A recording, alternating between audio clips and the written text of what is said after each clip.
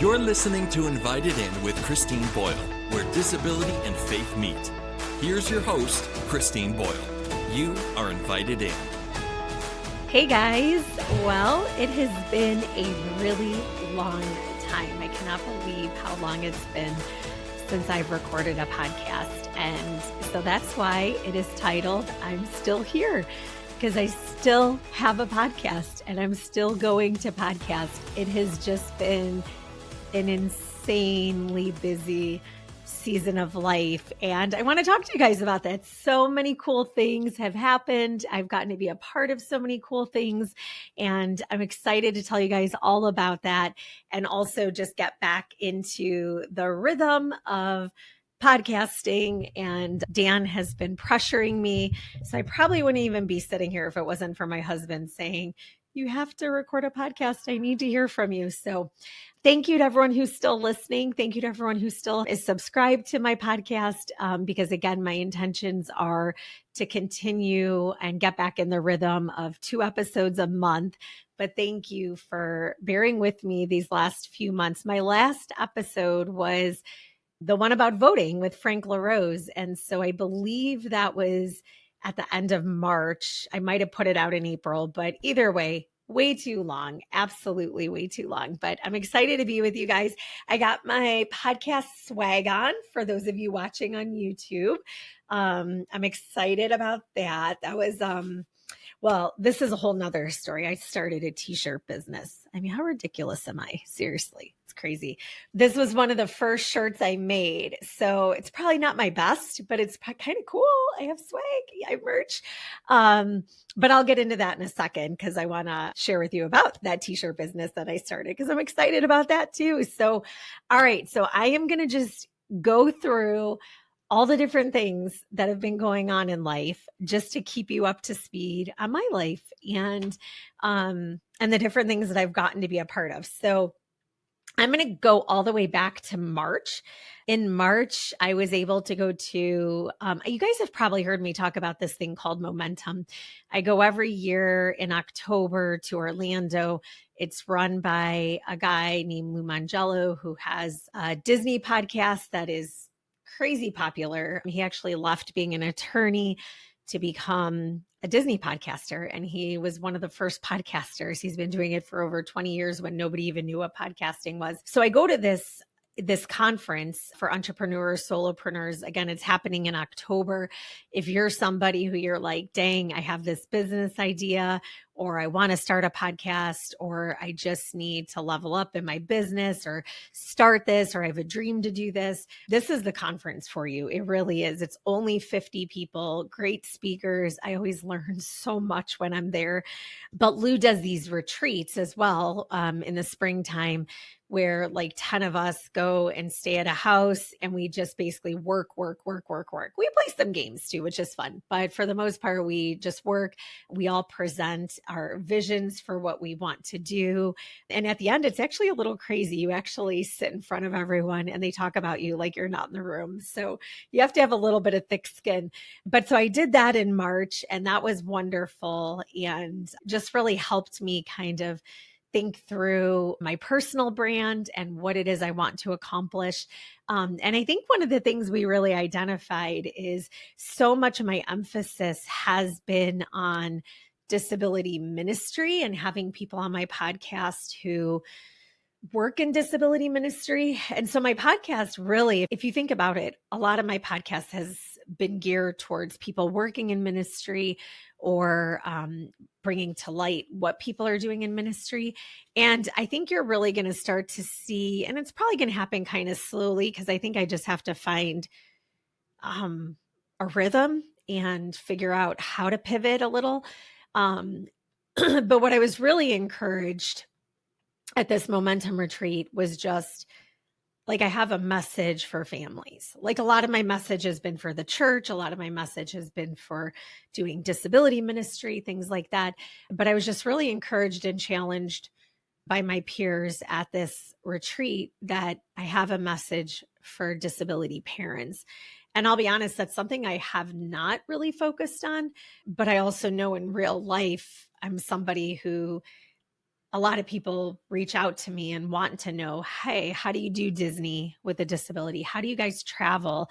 What about this with an IEP, right? Different things like that. And so it was actually kind of affirming to me that there is a message that I haven't been tapping into a ton, but that I should be sharing. And so I think you're going to see a little bit of a pivot there in what I share and do kind of moving forward.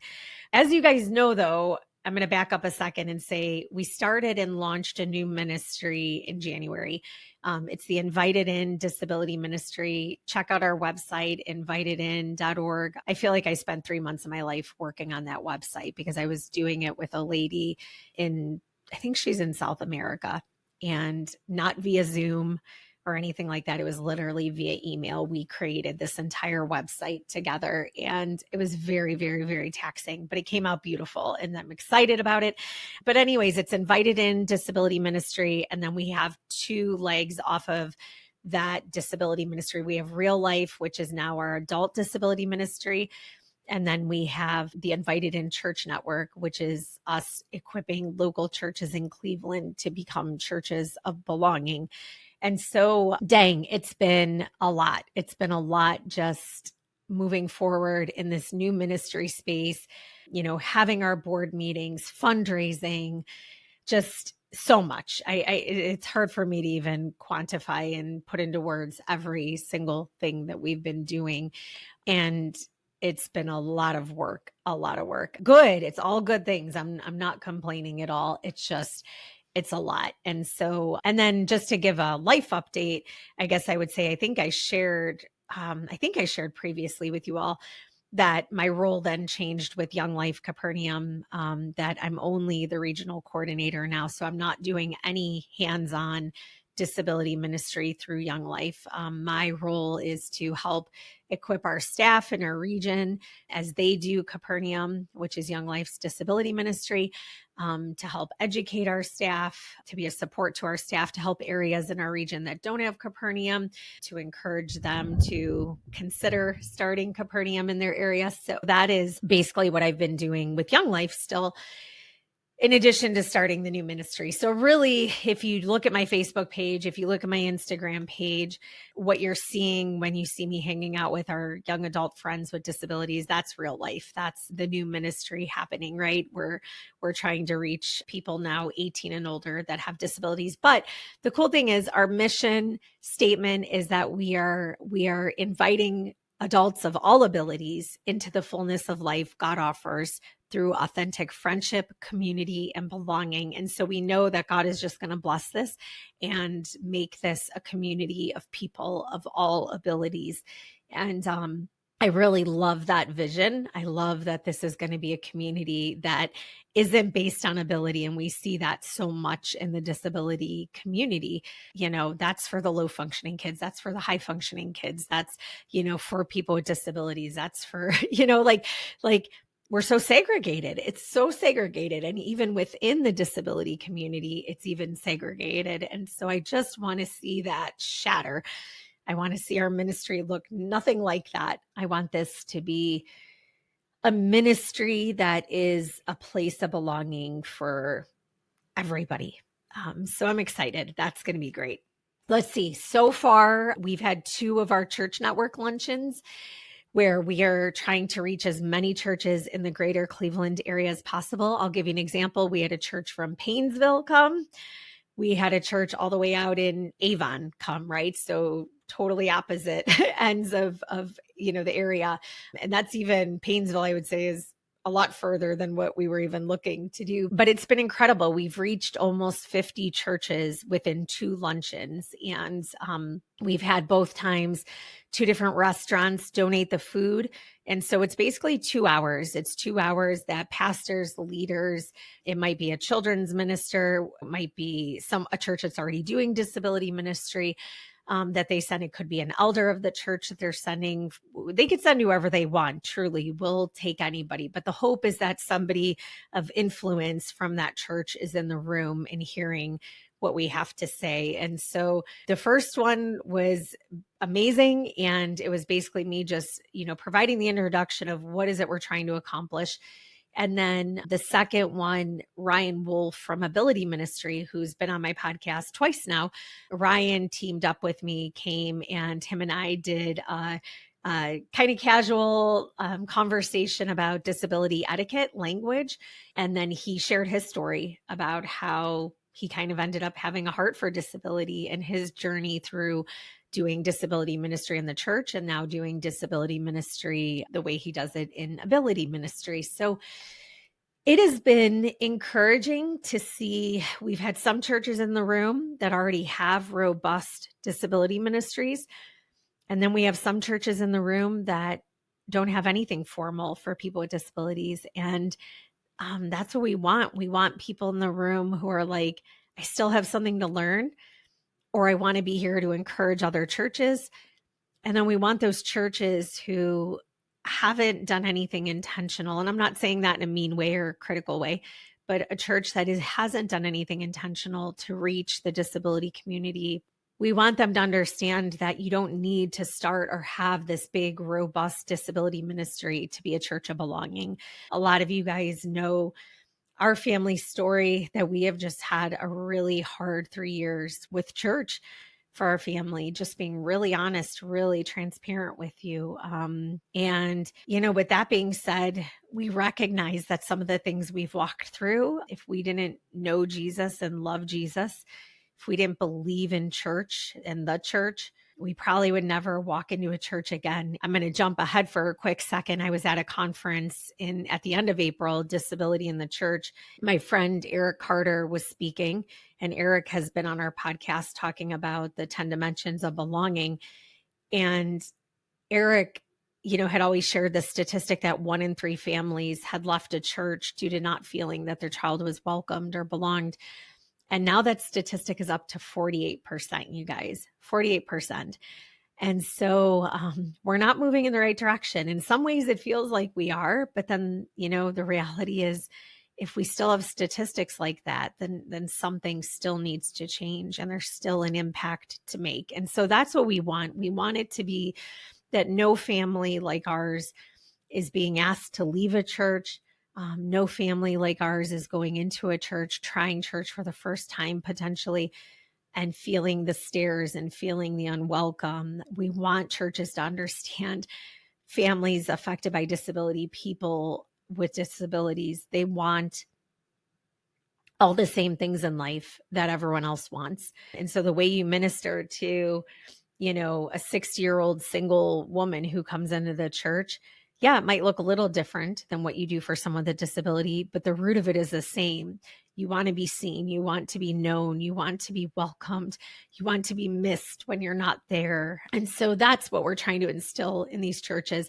And the reason we're doing this as a network kind of model of these luncheons is so that these pastors, these leaders can sit together and watch the steps that each of these churches are taking to change, to be better, to grow, to learn, right?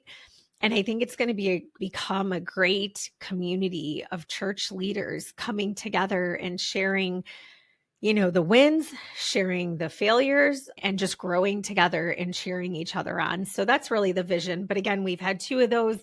I'm excited for that. Our next one's not till September. We took off for the summer, but our next one will be in September. I think it's September 18th. I'm going to say, let's see.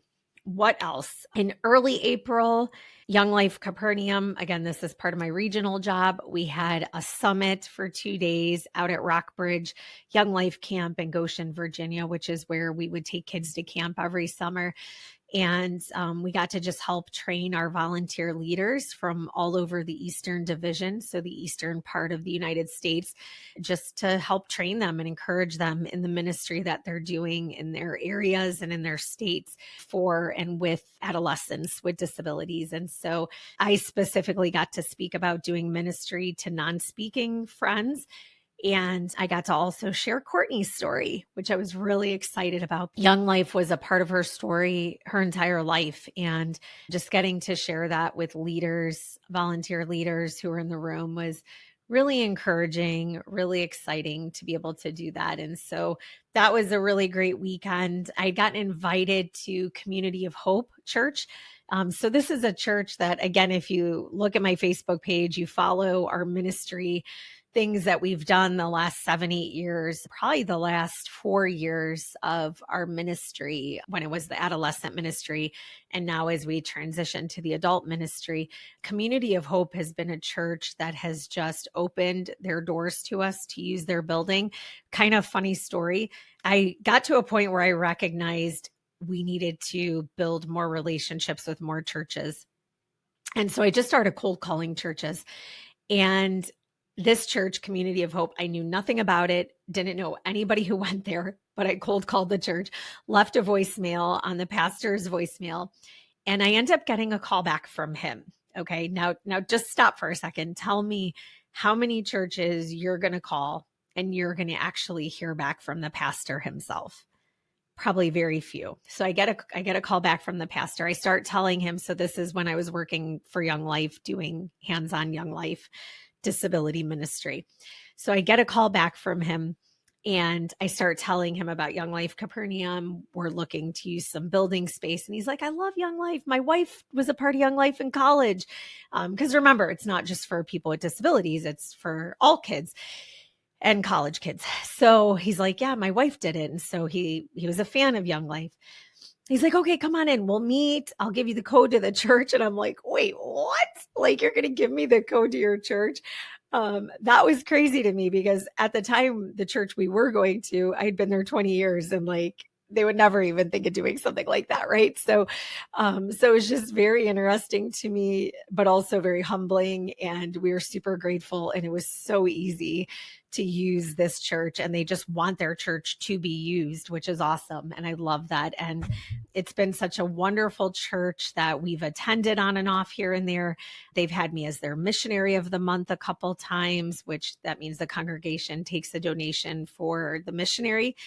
And I'll share at the end of the podcast, we just did a fundraising event for Invited In Disability Ministry recently in June, at the end of June at Community of Hope. But anyways, long story long, sorry, babbling here. But they invited me to speak at their women's group luncheon. So I got to speak to the women that are a part of their women's ministry at the church.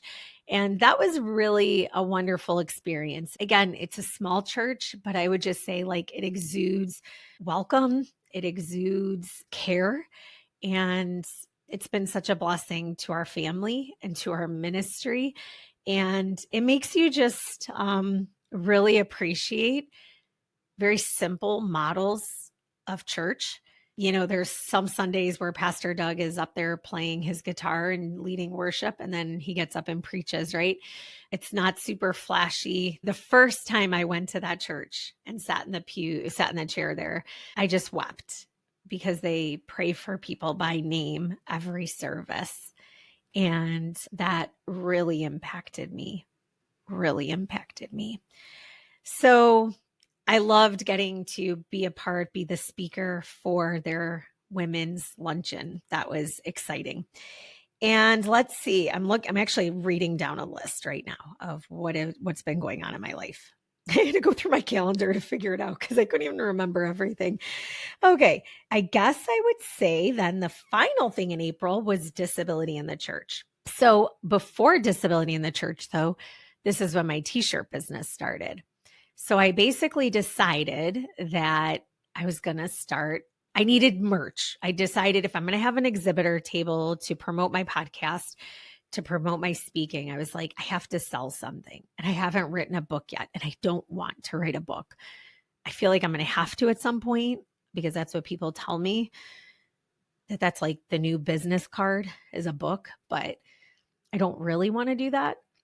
But I probably will have to at some point. But anyways, I felt like I needed something. I needed something to sell. And so I decided to start a t-shirt business. It's ridiculous. It's so ridiculous. I'm laughing at myself.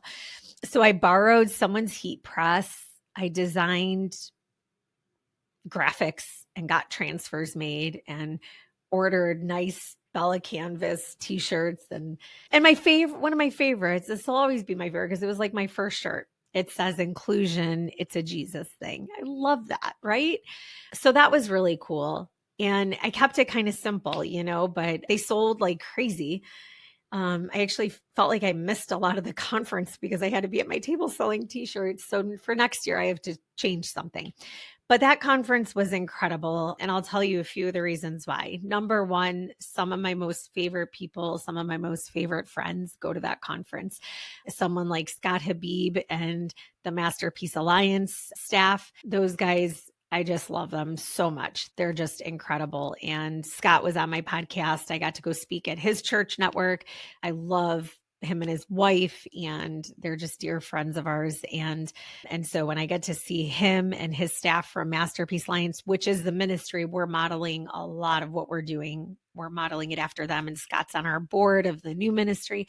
So I got to see him, my dear friend Brad Mowry. It was wonderful getting to spend time with him and just so many people. But then a huge highlight was Nick Palermo. And Nick and I need to re-record my podcast because we actually recorded one together. He was one of my first interviews. And it was just the quality was terrible, terrible. Not the content. The content was amazing. The quality was not good. And then something happened that the whole file didn't upload. And anyways, so we need to redo it. But Nick is the founder of Young Life Capernaum. So to put in perspective, Capernaum's in about 60 countries now, started in 1986 in San Jose, California. And Nick was a Young Life leader doing traditional Young Life with kids without disabilities. And he got to the high school to get trained in a new high school that he was going to be leading Young Life at. And him and his friend got to the cafeteria a little bit early. And that's when the kids with disabilities were eating. And he asked this leader who I think had been in that school for about 5 years. He said, well, who are those kids? And the leader had no idea. He'd been in that school for 5 years doing, intentional relational ministry and had no idea who these kids with disabilities were.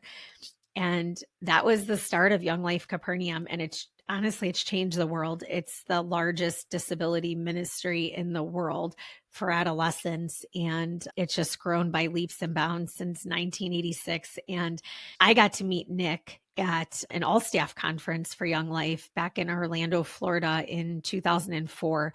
So Courtney was 3 years old.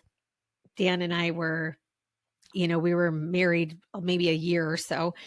And I was speaking and sharing my testimony. Johnny Eric Santata was one of the keynote speakers, but I got introduced to Nick and the rest is history. He flew me out to San Jose. Me and Courtney flew us out to San Jose, wanted me to work for Young Life Capernaum. I went through his training. I mean, we're talking, Court's maybe 4 years old at this time. And he just has been a cheerleader in my life. He's this incredible man who I love so much. And I could call any time of the day if I just needed a word of encouragement or inspiration. And he got to come stay with our family a couple years ago. He was speaking in Columbus and then came back here and stayed with us for a couple days. And it was just awesome. So we've been friends for a really long time, and he's one of my heroes. And just, I can't say enough about the impact he's had in my life and the impact he's had in the disability community. And so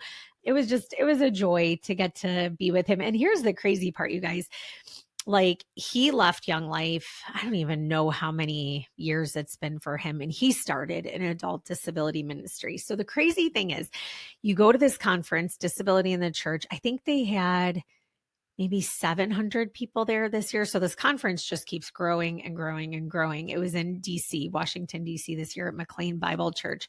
But anyways, there's so many organizations that their testimony is, well, this started because of Young Life Capernaum. But a lot of people don't know who Nick is. Like, they've never maybe met him. They've never seen a picture of him. And so it was hilarious to be in some breakout sessions where somebody's standing up and they're talking about their experience with Young Life Capernaum that led them to start this other now thriving ministry.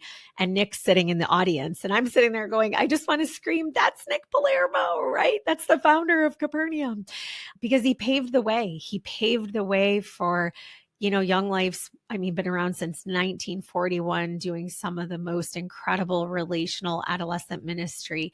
God used Nick. God used that experience that day in that school to show him this entire community that was unreached. And it changed Young Life, and it changed parachurch ministry, and it's changed the church. And it's just, a huge part of the disability ministry that we know now in the body of Christ and in our churches. And so anyways, so just loved getting to be with him. And we got to go out to dinner one night, him and his staff person and the Masterpiece Alliance people, and my friend Brad and a couple other friends of ours, Kaylee and Nick. And honestly, like, people just, all they wanted to do was just, Nick, tell us stories about when this all started, taking kids with disabilities to a camp when the camps weren't accessible. Just the stories were amazing. And he tells it with such passion and humility and honesty, so much transparency of all the emotions he had, times when he felt like he was fighting and advocating for our friends with disabilities, when there was pushback from Young Life or people who were on staff with Young Life, and telling him like, this isn't Young Life, right? And so, man, it just takes so much perseverance to keep going and to keep fighting that fight, right? And to keep saying, no, this matters. And these kids, this is reaching every kid. So anyways, so as you could tell, as I talk about him, he is somebody who has deeply, deeply impacted my life. And I am so thankful that, 20 years ago, he even saw in me the ability to do disability ministry. I didn't see it in myself. And I ended up turning down that job in San Jose because I was just like, I couldn't do it. I wasn't ready for adolescent disability ministry because Courtney was so little, and it terrified me, I'll be honest with you. And I had no idea how people afford to live in California. I still don't understand that. But either way, he saw something in me that warranted flying me out there, training me, and just really just pouring into my life. So I'm so thankful for him. So, but disability in the church, I got to speak about doing relational ministry with and alongside teenagers and young adults with disabilities. So I basically got to speak about the work I had been doing in Young Life for 7.5 years, and now the work that I'm doing with Invited In Disability Ministry. And I love that. And I'll tell you something really cool. My boss in Young Life, I had said to him, like, I think our staff needs to go to this conference. And so he actually had our entire region of staff. So many people who are not doing disability ministry, don't have Capernaum in their area. He brought our entire staff to Washington, D.C. to go to the Disability and the Church Conference. And so that was remarkable. He has the vision that he wants within the next 2 years that every area in our region has Capernaum, which is Young Life's disability ministry. You have to get them to understand the theology behind it. They have to understand the why. They have to understand what God says and what Jesus, said about people with disabilities. So I feel like that was incredible that this was something that he did. And so a bunch of my coworkers were there, which was absolutely incredible. But I just got to meet and network with so many people. And if you're listening to this and you were somebody who scanned the QR code to be on my podcast and you have not heard from me since April, this is why. This podcast is the reason why, because I'm listing all the things that have been going on. But I want you to know I have not recorded a podcast until this one. So this was nothing personal toward you. I've not forgotten about you. Life has just seriously been crazy. But anyways, so that was just amazing. Just getting to hear so many incredible speakers, just being in a room with 700 people who are all on a mission to make the church reflect God's heart accurately for people with disabilities, who are on a mission to bring our friends to Christ that have disabilities, to help them to know Jesus. Man, the last day, it just kind of broke me because I was just like, this is beautiful. These are people who, this is not easy. It is not easy. And the amount of people who have written books, done speaking, started ministries simply because there was a need, there was a deficit. So many moms that have just said, I have to do this, I have to champion this, I have to be this advocate. It is overwhelming when you see the heart and the passion in this community of people. And I loved it. I loved it. I love it every year, but this year was special. This year was incredibly special because, when you go back year after year, you just start to build more and more relationships. And so it was just a really beautiful time to be with a lot of friends and to get to make a lot of friends and connect with a lot of new people. And everyone's cheering you on. And it's incredibly special when you're in a room when everyone's cheering you on. We live in a world where people are so jealous. There's so many people that just don't know how to be happy for other people. And there's something different when you're in a room with people who want the best for you and don't view you as competition. That's special. That's really special. And the bond between all of us is the disability community and our heart and our passion for the disability community. So I just want to encourage you, if you are someone who's doing disability ministry, if you're a parent, caregiver of someone with a disability, if you fall into a category where you just want to learn more and understand more about disability, the Disability in the Church Conference is 100% for you, 100% for you. So just want to put that out there. And like I said, I started a t-shirt business that was really successful there. So let's see what was next. Then after that, like 2 weeks later, I got to go to a caregiving moms refresh retreat. So this is really cool. You guys need to follow Curb Free with Corey Lee. So a friend of mine from Momentum, him and his wife, the Gouters, they kept telling me, you have to follow Curb Free with Corey Lee. You have to follow Curb Free with Corey Lee. And I was like, oh, okay. And then a year goes by and they're like, do you follow him yet? I'm like, no, I don't. So go onto Facebook, go onto Instagram, follow him. Okay. It's him and his mom. They travel the world. He has a ridiculous amount of followers. She also has My Sandy Trail is her kind of Facebook page of their adventures and the caregiving side of it. So I start following both of them. And next thing I know, I see Sandy post that she's hosting a caregiver retreat for 25 moms who are caregivers. And so I reached out to her and asked her if they need a speaker. And so I got to go to this caregiver retreat in Panama City Beach, Florida with 20 other moms or whatever. And we were on the Gulf of America. It was beautiful. I mean, literally the hotel was on the Gulf of America. It was amazing. I got to speak and got to share my story as a mom, got to share about Court, got to share about Kevin, got to share just what God's done in my life. And it's not a Christian retreat. And so I'll be honest with you, it was really scary to me because I was just like, I know when you're in a room with people, like not everyone's going to have the same views on faith as you do necessarily. And that's okay. Right. So I definitely was like, I don't want to turn this into church, right? Because this isn't my conference or my retreat and this isn't a Christian retreat.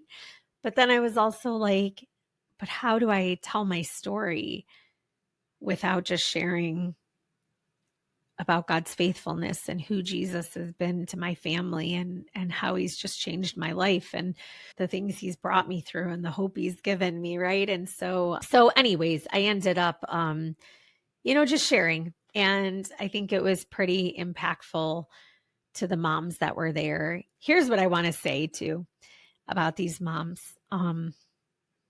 Like life is hard.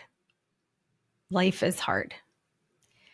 And number one, we need breaks because we had a bonfire the one night with s'mores on the beach and we just danced and sang and it was hilarious. And we went out to a restaurant that had karaoke. And I mean, we had so much fun. We really did. We got massages. It was just a really, it was just so needed. You can just tell that day in and day out, we're giving and we're serving and we're giving our all. And I guess my takeaway from it was just really, number one, there's such a strong bond between caregivers. You just can understand this really unique life that God has called you to. You just get it. You get the highs, you get the lows.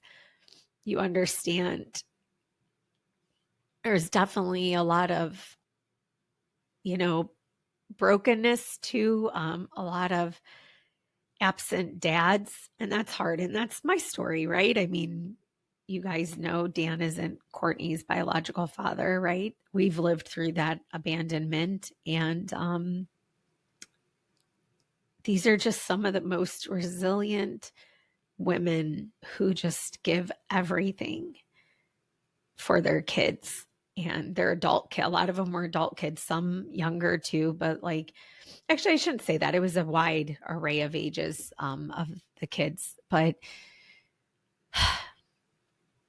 yeah, it just was really a powerful time. The bond, the understanding, the hopes, the dreams, the fears, the isolation, the medical challenges, the scares, all of it. Like, you just don't get to sit in a room with people who get you very often as a disability parent, as a caregiver. And there's something really special about that when you to get to do that. So yeah, so that was a really incredible event that I got to be a part of. I'm already signed up for next year. I think there's a couple spots remaining. So if this is of interest to you, I would say go to My Sandy Trail on Facebook, scroll through her page, and find about the Caregiver Refresh Retreat. And then let's see, after that, that was May.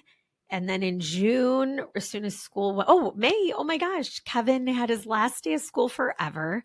I did do a YouTube video about the very last IEP meeting I had. That was emotional. That was crazy emotional for so many reasons. And I am still going to do a podcast about the secret world of special education. I have to. I absolutely have to. But it was the weirdest thing because nothing has really come easy for either of my kids. And a lot of that is because they are so complicated medically and they have like the highest level of need. And so, I don't want to like overly generalize, but I guess what I'm trying to differentiate is someone like Courtney or someone like Kevin is different than like a teenager with Down syndrome, right? Like it's just different when you have a skilled level of nursing need while you're at school and you just have a lot of needs. Like there's a lot of battles. There's no other way for me to say it. And so I just have seen some of the worst of the worst. I've experienced it. And so often, you guys, I just sit there and just wonder how would, a single mom in East Cleveland who's working two jobs do this? And the reality is they can't. They can't. And if they can't and you can't fight, if you can't advocate, your kid is not going to get what they need in the education system. And so, so that's really challenging. It's really emotional.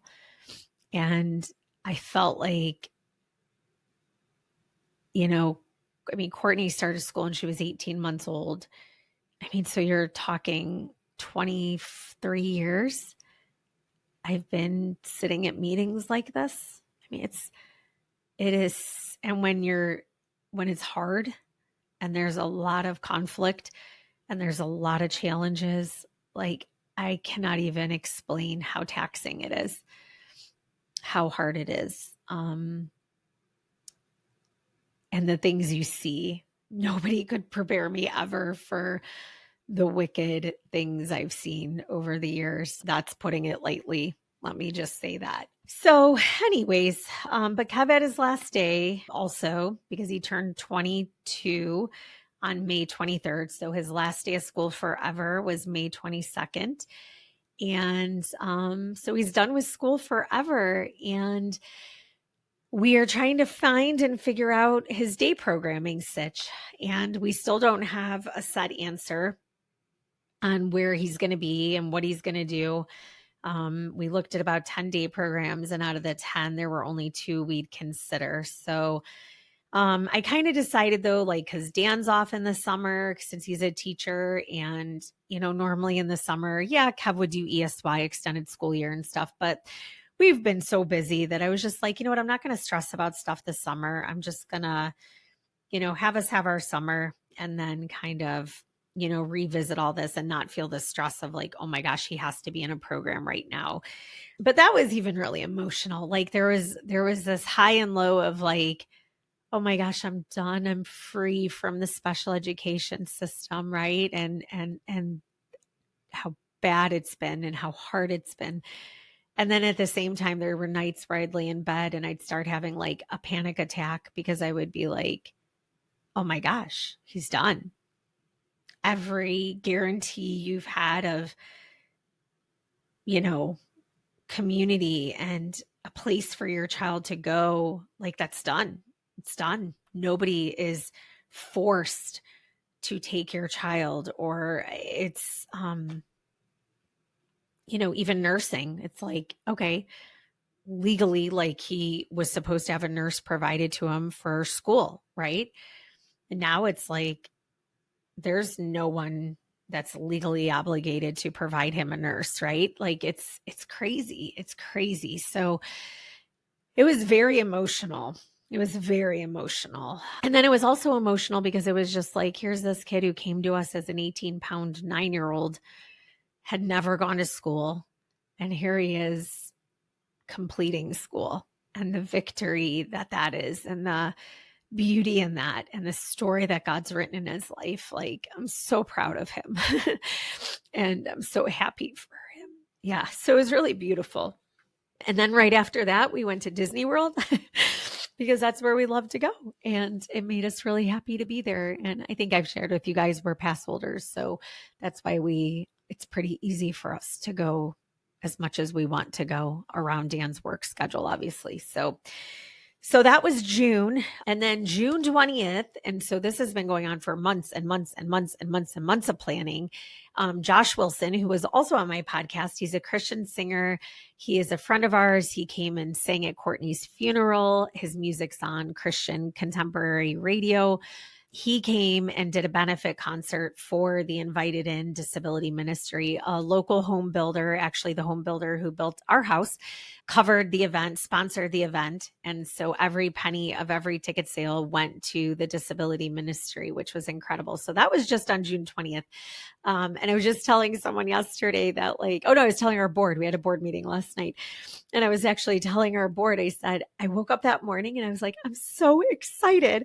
And then I was also like, but I'm also so excited for it to be over because it was so much work to plan a concert and all of it that went in. But I'll tell you guys this, it was perfect. The night was perfect. It went so well. We sold over 150 tickets, and there was just an energy of happiness and joy and people excited about what we're doing. And it was a really beautiful event. And we loved getting to do that. And Josh's story is incredible. Him and his wife actually were a part of Capernaum in Nashville. And then she helped to start an adult disability ministry similar to what we're doing. And so this is his passion as well. Like, this is part of his story, part of his life. And so it was so great to have him a part of that night with us and helping us to convey the mission and the message and the purpose of what we're doing. So that was beautiful. And we're so thankful to Josh for doing that. We're so thankful to Petros Homes for sponsoring the event. And if you're somebody who's listening to this and you're like, well, I want to give to Invited In. Obviously, I couldn't come to the concert, or I didn't even know about the concert. Go over to our website, check it out, invitedin.org. We are going to be starting a new campaign soon where we're trying to get 50 people to sign up to become donors at $50 a month. So we are working really, really hard to try to raise our budget for the first 2 years of ministry. Because the reality is you can only do as much ministry as you have the funding to do, and that you have the boots on the ground people to help you do, and volunteers. And so if you would love to be a generous giver to the ministry, we would love to have you and partner with you. So again, check out the ministry website, and you can also contact me through that website as well. So that was June. Let's see what else. We are leaving for El Salvador in 3 days. That's crazy to say. We are getting ready to take a trip to El Salvador to see Kevin's family. His grandpa's there. Maybe one day I just need to share his story some more. And then we're also going to visit Rena. I think I shared Rena's story at some point on the podcast when we shared our Team Boyle story, because Rena's how we started Team Boyle. Team Boyle Foundation was our nonprofit that Dan and Courtney used to raise money for the disability community. And their very first race at Disney, when they got Disney to change their no mobility aid policy, it got so much national recognition and was on news stations all over the country that we were like, hey, we need to use this for good and do something amazing with this. And so Marina is a young lady with disabilities who I met on my first missions trip in 2005 to El Salvador. I got to actually bring her a wheelchair and just built a relationship with her and her family. And we've been helping to take care of her since then. So for 20 years, she's been a part of the Boyle family, basically. And her story is even cooler. And I'm actually hoping to do a podcast with Patty, her like foster mom, because Rena was really neglected by her family. And when I saw her in 2013, when I was adopting Kevin, she had bugs crawling on her. She was laying in urine and feces. And I just really felt like God was like, this is a human being. She cannot live this way. We just decided to dream big. And what does Rena need? And we knew she needed a new home. She needed people who would actually take care of her and treat her with dignity and respect and love and care. And so we found a family, a Salvadoran family, who was willing to take her in and love her and make her a part of their family and caregive for her. And so I'm actually going to get to meet them, the Medinas, on this trip. I'm really excited about that. And I'm just excited to see Rena. I haven't seen her since 2013. So that's crazy to say. And we still support her and just love her so much. And then I'm actually getting to team up with Young Life in El Salvador. I got to meet the people who run Young Life in El Salvador at our all staff conference about a year and a half ago. And they invited me to come to speak to all their area directors about Capernaum, because right now in El Salvador, they're not doing the disability ministry. They're just doing traditional Young Life. So I'm going to get to speak to them. I'm going to get to go to a high school and see them do a Young Life club. And then I'm going to get to go to Campaigners, which is their Bible study. And so I'm really excited. We're also going to get to go to see Johnny and Friends, which is Johnny Erickson Tada's ministry. We're going to get to see Johnny's house, not literally Johnny Erickson Tada's house, but it's called Johnny's house. It's a place for people with disabilities. And then, like I said, we're going to get to see Kevin's family a couple times. And then we're going to go to Love and Hope Children's Home, which is where Kevin's from, the children's home that I met him at. We're going to get to go visit there and see some of the tias that took care of him and some of the kids that are all grown up now. So that'll be really amazing. And we're going to get to see our friends, Brittany and Bobby Hibbs, who do adolescent ministry in El Salvador, who we also have the privilege to help support. And so this is going to be an incredible trip. Please pray for us. Please pray for our safety, our health.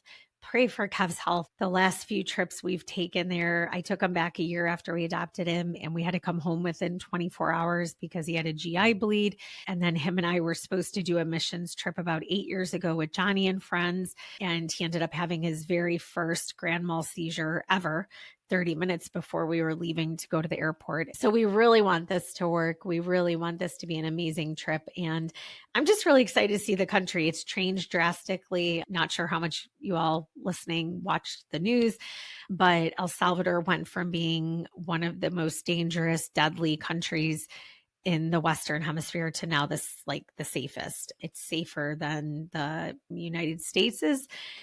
And so I'm really excited just to see the difference, to be honest with you, and to talk to people about that. So we can't wait to get to go there. We're staying at Hilton, which will be nice. It's in a very upscale area of El Salvador. That's my kind of El Salvador, just being honest. So it'll be great. So we're really looking forward to that. And let's see, a couple things coming up in September. Disability in the Church is doing their first little tour stop, they're calling it, which is like a little mini Disability in the Church conference. It's in Cleveland. I'm getting to speak at that, and I'm excited for that. And then in October, I'm speaking at the Midwest Disability Conference in Chicago. So I'll be in Chicago. And what else? I think that's it. And we're just going to keep moving forward in the ministry that we're doing. And we're excited. And I'm going to keep doing my t-shirt business too. And I'm excited about that. So go onto my Facebook page or my Instagram and check out some of the reels I've put together about my merch. I'm working on my Shopify store. If anyone's an expert in Shopify and wants to help me, please reach out to me because it was a little overwhelming. And I feel like I'm pretty good with technology and softwares. That overwhelmed me. So my Shopify store is not up yet. I picked them over Etsy simply because they don't take as many fees. I might end up having to just look into Etsy, but either way, yeah, no, seriously, if you're someone who knows Shopify well, or you can convince me to use Etsy, please reach out to me and tell me because it is very overwhelming. But yes, so that is pretty much it. Dan is still off work. He'll be starting school in August. Like I said, we're still working on Kevin's plan. And we're going to Young Life Camp too in August. So for my regional role, I'll be there to support the areas from our region that are going to camp. So it's just me, Kevin, Dan. This is our first time in 7 years not taking kids with disabilities to camp because I'm not doing hands-on adolescent disability ministry anymore. So we're just going to go and hang out and relax. And we love Young Life Camp. It's one of the greatest weeks of our lives every summer. And so we're excited to be going to that too. So that's it, guys. That is pretty much what has been going on. So now I'm sure you all totally understand why there has not been a podcast, but look out in 2 weeks from when this one goes out that there will be another one. I can guarantee that. So thank you. Thanks for your support. Thanks for your love. Thanks for just listening. It means so much to me. It really does. And I really do love this. It really is a passion of mine, and I just got to get back into that rhythm. And hopefully I can even remember how to like publish this and everything, but I'm kidding. I'll remember. But it was so good to see you. It was so good to be with you, my friend. And again, thank you for your support, your encouragement, your love. Share this. Make sure you've subscribed to the podcast. Yeah, share it with your friends. Please leave me a rating. That is huge. I can't ask that enough. Leave me a rating. It only helps when someone's searching disability and faith. If they see a podcast that has one review, one rating, and another that has 100 ratings and reviews, like which one do you think they're going to pick, right? So the more ratings and reviews you can help with, I would appreciate it so much. Yeah, thankful for you guys always, and excited to be back on this journey with you of Invited In. So thanks for spending this time with me, guys. Take care. Friends, thank you so much for joining me today on Invited In. It's always such a gift to get to be with you. Don't forget to follow and subscribe, and visit ChristineBoyle.com to have me speak at your next event. Take care, guys.